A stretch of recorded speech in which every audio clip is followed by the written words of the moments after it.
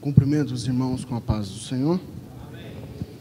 Para mim é motivo de grande alegria de estar na casa do Senhor mais uma vez, para louvar e exaltar o seu santo e bendito nome. Glorifico a Deus pela oportunidade que Ele nos concede mais uma vez de falar da sua doce e gloriosa palavra. Tivemos uma manhã gloriosa, onde participamos do corpo e do sangue do Senhor, e o Senhor se fez presente em nosso meio, mostrando mais uma vez a sua fidelidade para conosco. Irmãos, gostaria de ler com os irmãos, compartilhar um texto da palavra do Senhor, que se encontra no segundo livro de Reis, no capítulo de número 20, no versículo de número 1, que diz assim: Naqueles dias adoeceu Ezequias de morte, e o profeta Isaías, filho de Amós, veio a ele e lhe disse: Assim diz o Senhor, ordena a tua casa, porque morrerás e não viverás. Amém. Lendo esse texto, falou ao meu coração já faz uns dias, e me chamou a atenção essa passagem que todos nós conhecemos, do rei Ezequias. E lendo um pouco sobre ele, nós vemos que Ezequias foi um rei que fez o que era reto aos olhos do Senhor, que agradou ao Senhor. Em 2 Crônicas, como a partir do capítulo 29, nós vemos quando a sua história se inicia. Ele herda o rei após o seu pai, o rei Acás morrer. E diferente de Ezequias, Acás fez tudo o que era mal aos olhos do Senhor. O seu pai entregou a nação de Israel aos cultos pagãos, aos ídolos, deixou de buscar ao Senhor, e a Bíblia fala que ele desagradou ao Senhor em tudo, em todos os seus atos. A Bíblia fala que ele começou a parar de buscar ao Senhor e começou a buscar a ídolos e deuses, e começou a construir esses deuses, e desvirtuou ao povo nisso. Tanto que dentro do povo de Israel houve rupturas, houve mortes por causa dos seus atos. E a Bíblia fala que a ira de Deus se acendeu sobre eles, sobre a nação de Israel, e trouxe o povo, grande parte do povo, o Senhor permitiu ser cativo do povo sírio. Acás não contente, continuou fazendo alianças erradas e fazendo o que desagradava ao Senhor. E pensando que poderia melhorar, voltar atrás, pedir perdão ao Senhor, se reconciliar, a Bíblia nos fala que no final, no ato final, ele mesmo, o próprio rei, começa a oferecer sacrifícios. Ele deixa o Senhor, ele tenta a aliança com os sírios e não consegue. E ali ele começando a fazer acordos e ofertando a ídolos, deuses pagãos, ele fecha a casa do Senhor, pega os utensílios, vende tudo, guarda, e ele faz algo que para mim foi o pior de todo o seu mandato, que é fechar a casa do Senhor. Nós vivemos num período, há uns 2 anos atrás, a qual nós vivenciamos isso na nossa nação, com decretos, com mandatos. Muitas igrejas se fecharam a casa do Senhor, e nós vimos o resultado, quantas famílias sendo destruídas, quantas famílias não tendo onde buscar a paz, um refúgio para a sua alma, para a sua física. Então nós vemos, irmãos, o quanto é triste quando um homem fecha a porta da casa do Senhor. E também é triste quando muitas vezes fechamos a porta do nosso coração, da nossa casa para o Senhor. Quando nós negligenciamos e paramos na caminhada e deixamos de buscar ao Senhor, deixamos de buscar as coisas do Senhor e começamos a colocar coisas para substituir a presença do Senhor. A casa, por mais que ela seja sua, mas o Senhor espera de mim e de você que nós o deixamos Ele morar e habitar em nosso lar, em nossa vida. E quantas pessoas estão fechando a porta do seu lar, da sua casa e do seu coração para a morada do Senhor. E o Senhor nessa noite está batendo na porta de coração e de vidas que aqui estão, das vidas que estão nos assistindo. E talvez vocês tenham procurado soluções para a sua vida em tantas formas, em tantas coisas e não tenham achado. Mas é porque você se fechou a porta do seu coração e da sua vida para o Senhor. E o Senhor às vezes quer morar no seu coração, às vezes está batendo na porta do teu coração, da tua casa, pedindo para entrar e você não deixa. Por isso o pecado tomou conta, por isso as coisas desandaram na sua vida. Mas que nessa noite você possa ouvir a palavra do Senhor e abrir o seu coração novamente, para que o Senhor possa reinar em sua vida e lançar fora o pecado, lançar fora a destruição, a ira de Deus, aquilo que te atormenta, aquilo que te tira a paz, aquilo que tira a paz da sua vida. Tira os ídolos de deuses da sua vida e coloque o Senhor como centro de tudo na tua vida. Coloque o Senhor como centro no teu lar e fala: Senhor, dirige a minha casa, seja o Senhor do meu lar novamente, seja tudo na minha vida. A Bíblia fala que esse rei Acaz morre, seu filho Ezequias, ele começa a reinar em seu lugar. E eu entendo, irmãos, talvez que Ezequias seguisse a mesma linha, mas Ezequias entrou diferente. A Bíblia fala que no primeiro dia que ele começou a reinar, ele com 25 anos de idade, reinou em Jerusalém por 29 anos, ele tome a sua melhor atitude, e isso lhe mostra os favores de Deus na sua vida. Ele pega e começa a consertar a casa do Senhor, começa a limpar a casa do Senhor, aquilo que seu pai tinha feito, que os seus pais haviam feito. Começa a tirar tudo que não prestava da casa do Senhor, começa a limpar e consagra ao Senhor novamente a casa. E a Bíblia nos fala que no 16º dia que ele estava reinando, estava sendo santificado a casa ao Senhor novamente. Ali Ezequias estava demonstrando que queria que o Senhor voltasse a reinar na sua casa.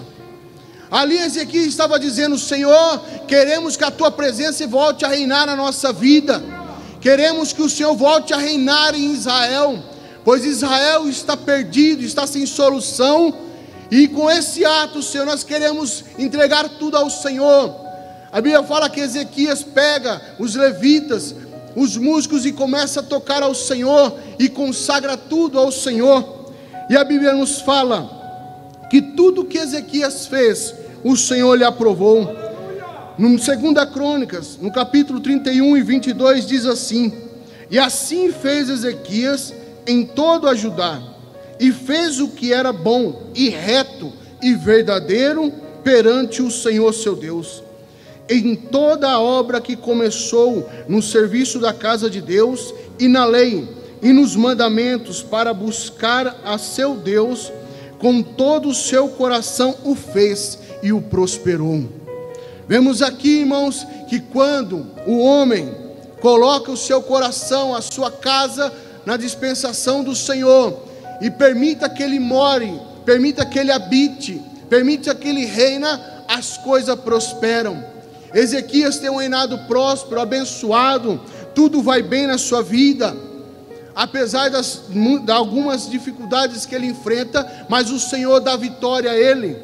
E nós vemos aqui no capítulo 20 de 2 Reis, que Ezequias se depara com uma doença mortal. Um homem temente ao Senhor, um homem fiel ao Senhor, um homem que colocou o Senhor como centro na sua vida para lhe servir e lhe adorar. Mas nós vemos, irmãos, que não bastante a pessoa, por mais firme que ela seja, por mais fiel que seja, ela não está privada de passar por dificuldades, não está privada de passar por situações tristes, adversas em sua vida. Se perguntarmos ao nosso pastor quantas adversidades ele passou, ele talvez ficaria aqui horas contando. Mas se também perguntássemos a ele a quantidade de vitórias que ele teve, ele com certeza, no mínimo ele teria o dobro de tempo para contar as adversidades que enfrenta. Porque é assim a vida do cristão. E a Bíblia fala que Ezequias começou a sofrer de uma morte, uma doença terrível, úlceras que abriram em seu corpo, e a Bíblia fala que ele iria morrer. Eu gosto de uma tradução que diz, de Isaías, que diz assim: assim diz o Senhor, ponha em ordem a tua casa, Ezequias, porque você morrerá, você não vai escapar. Quando o profeta chega para Ezequias e lhe entrega-lhe uma profecia dessa, uma sentença para ele final. Quem não gosta de receber uma profecia da parte do Senhor? E ainda mais quando é uma profecia boa, quando é uma profecia que venha de encontro com aquilo que você busca, e não tem nenhum mal nisso, e o Senhor é tão bom que tantas vezes nos permite. Mas irmãos, aqui Ezequias recebe uma profecia de acordo com o que talvez ele não estava querendo, não estava imaginando, e muitas vezes essa surpresa nos pega. Imagine você receber uma notícia de que você vai morrer, e essa notícia não vem de um homem, vem de Deus. Essa notícia vem do próprio Senhor. O Espírito Santo entra na vida do profeta. Naquele tempo o Espírito Santo não agia de forma com a graça que tem hoje. Entrava no profeta e ele abria a boca e o Senhor lhe usava, e ali foi o próprio Senhor dizendo: Ezequias, põe a tua casa em ordem, porque você vai morrer. Não tem como você escapar. O Senhor estava lhe dando uma sentença, estava lhe dando um checkmate na sua vida, estava lhe dizendo: você vai morrer, o seu tempo vai se findar. Quem estuda direito, com os advogados que temos aqui, sabe muito bem que quando uma sentença é dada por um juiz, não tem mais como você recorrer. Você pode até recorrer em algumas instâncias, mas chega num certo momento que a decisão que ele dá não tem mais para onde correr, a não ser cumprir a sentença. Ainda mais, irmãos, quando o nosso Deus dar uma sentença. Quando o Senhor dar uma sentença, não tem mais o que fazer. E ali eu imagino Ezequias recebendo uma profecia dessa, uma sentença na tua vida de que iria morrer, de tudo que ele tinha construído iria acabar para ele, de que o seu tempo estaria se findando em poucos dias ou meses talvez. Mas a Bíblia nos fala, irmãos, que ele toma uma atitude diferente. Aleluia. Talvez você entrou aqui e não recebeu uma sentença dessa de Deus, mas recebeu dos homens. Talvez você entrou aqui nessa noite, nesta casa, ou talvez está nos assistindo e está sentenciado com uma enfermidade na sua vida, e sabe que o fim dessa enfermidade pode te levar à sepultura. Talvez o seu corpo físico está debilitado, talvez a sua saúde física está mal, como recebemos aqui alguns pedidos de oração nessa noite, mas temos a nossa esperança em o Senhor. O nosso pastor sempre, quando alguém vem orar, vem pedir oração, e diz para ele que todos os homens disseram, o médico disse que acabou, que não teve mais jeito, ele sempre diz: mas o Senhor disse. E as pessoas logicamente dizem: não, mas aqui era o contrário, era o próprio Senhor que disse que vai acabar. E o que vamos fazer quando o Senhor diz que vai acabar? Você vai entregar os pontos, vai desistir, ou vai pegar e vai mergulhar nos pés do Senhor, como Ezequias fez? Ezequias, a Bíblia fala que ele vira o seu rosto para a parede, como disse, como se quisesse dizer: não quero mais ver ninguém. A minha alma se angustiou pelo que eu vi. Talvez as pessoas que estavam ao seu redor, no seu palácio, no quarto, ouviram aquilo. E talvez Ezequias disse: olha, eu quero que todos vocês saiam daqui. Imagino todos ouvindo aquilo e comentando: Ezequias vai morrer. O Senhor acabou de dizer, ele vai morrer. Já era, acabou, se findou. Terminou a vida de Ezequias aqui. E Ezequias tomou uma atitude linda e maravilhosa. E a Bíblia nos fala que Ezequias vira o rosto para a parede e começa a orar ao Senhor. Eu não sei como você chegou neste lugar, nesta casa de adoração ao Senhor. Eu não sei qual é a sentença que você está vivendo, mas a oração, ela pode muito em seus efeitos. Orar ao Senhor traz resposta reversa à sentença que talvez você está vivendo. Talvez qual você recebeu do médico, o diagnóstico do médico, e disse: é assim que você vai seguir agora, é assim que vai ser a sua vida, a vida do teu filho, a vida da tua esposa, do teu esposo.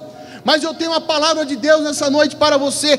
Entra, vira o teu rosto para a parede, ora ao Senhor, porque o Senhor tem resposta reversa à tua sentença. A oração possui, irmãos, um poder ilimitado. A oração, ela é invadir o terreno do impossível.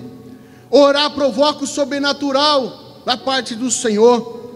O próprio céu se move pelas nossas orações, como diz em Esdras 8:23. A Bíblia fala que Ezequias ora, e depois no segundo ou terceiro ato dele, depois de se virar, de orar, a Bíblia fala que ele chora muito. Orar e chorar é uma combinação perfeita diante do Senhor. O Senhor não resiste a um coração quebrantado.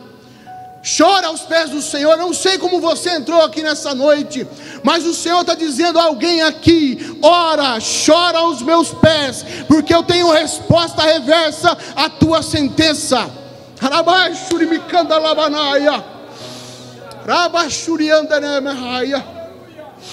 O próprio Ezequias já tinha vivido isso aqui, quando Senaqueribe invade Israel, querendo destruir.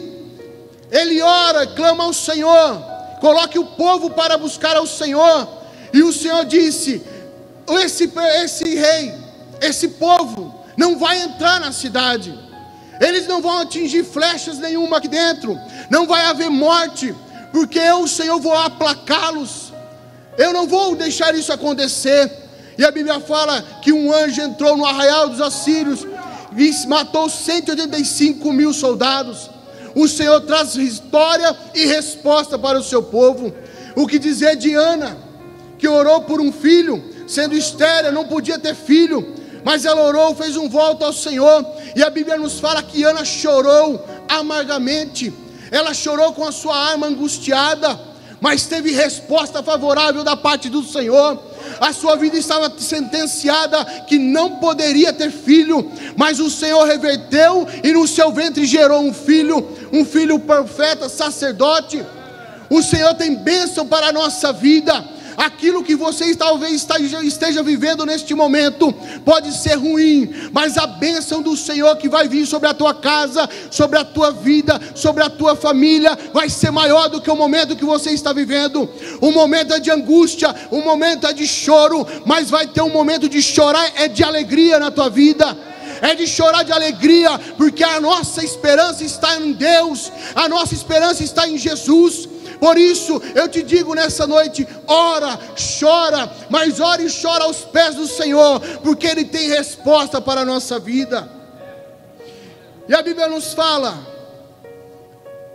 que após Ezequias orar, chorar aos pés do Senhor ali, clamar, sabendo que a sua vida estava se findando, algo no céu acontece de extraordinário. O seu choro comove o coração do eterno Deus. As suas lágrimas chegam perante o Senhor. Rabai Shuri me canta lá. Rebassuri me canta lá. Talvez você tenha chorado muito e tenha dizendo: o Senhor não está vindo, não está ouvindo, não está vendo. mas as tuas lágrimas têm sido colhidas e têm colocado perante o Senhor. Está perante o Senhor as tuas lágrimas. Tem coisa revertida a teu favor, aleluia. O Senhor manda dizer a alguém nessa noite que Ele está revertendo uma sentença que era contrária na tua vida, porque as tuas lágrimas têm chegado perante o Senhor.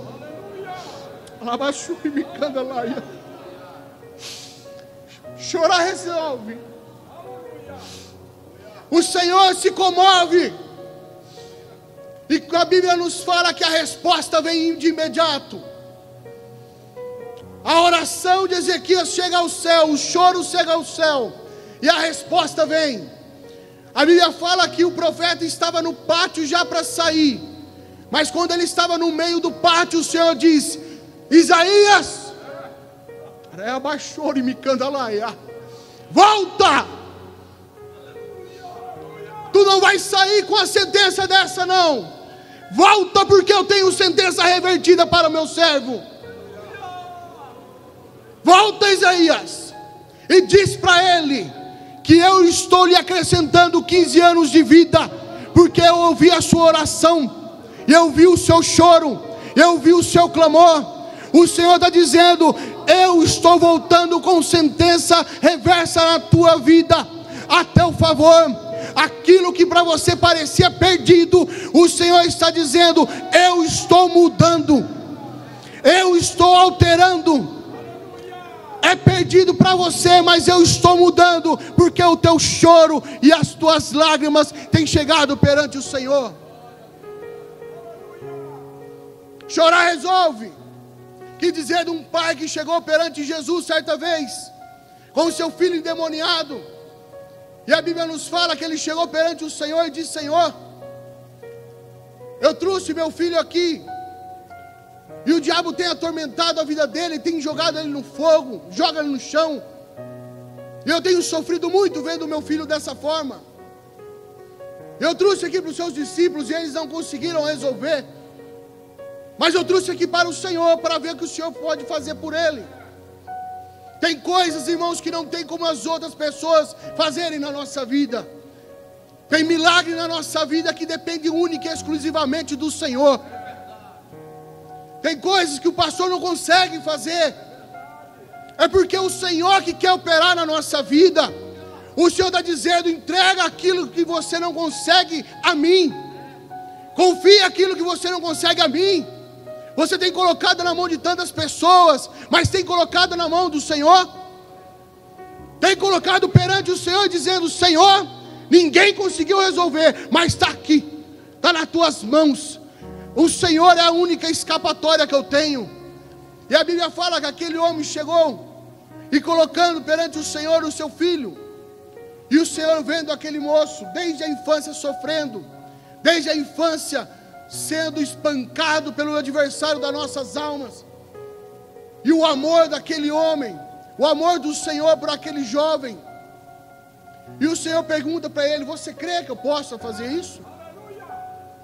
Muitas das vezes queremos chegar perante o Senhor, colocar os nossos problemas, as nossas dificuldades, mas e a nossa dúvida toma conta, muitas vezes a falta de fé toma conta, e o Senhor pergunta muitas vezes para nós: você crê que eu posso fazer isso? O problema é grande, o problema é insolúvel, mas você crê que você colocando diante de mim, eu posso resolver? A Bíblia fala que aquele homem diz para o Senhor: eu creio, Jesus, eu creio no Senhor, mas eu sou humano, eu já tenho visto meu filho sofrer há muito tempo, eu estou passando essa fase há muito tempo, e eu como pai sofro junto. Então, Senhor, me ajuda na minha incredulidade.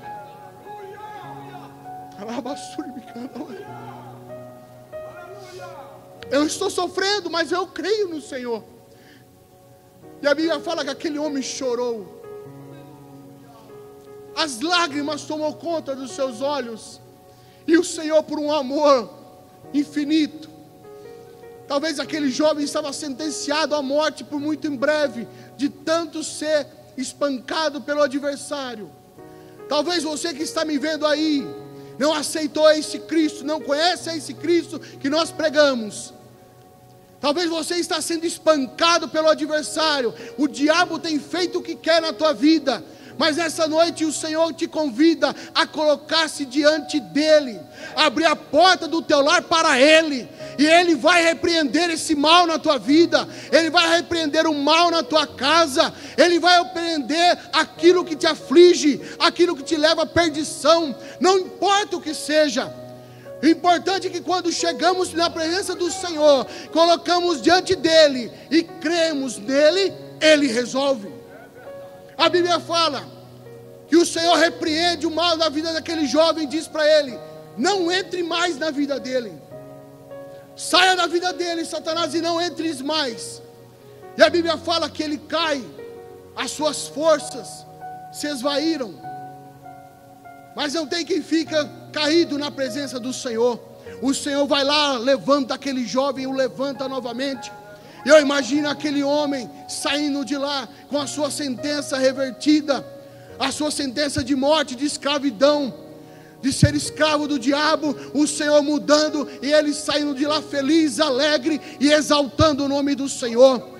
Quem sabe você entrou aqui nessa noite e não conhece esse Jesus que nós pregamos. É esse o Senhor que nós pregamos. Talvez a maior sentença do homem, sem sombra de dúvida, seja a morte eterna. O pecado que tomou conta do mundo.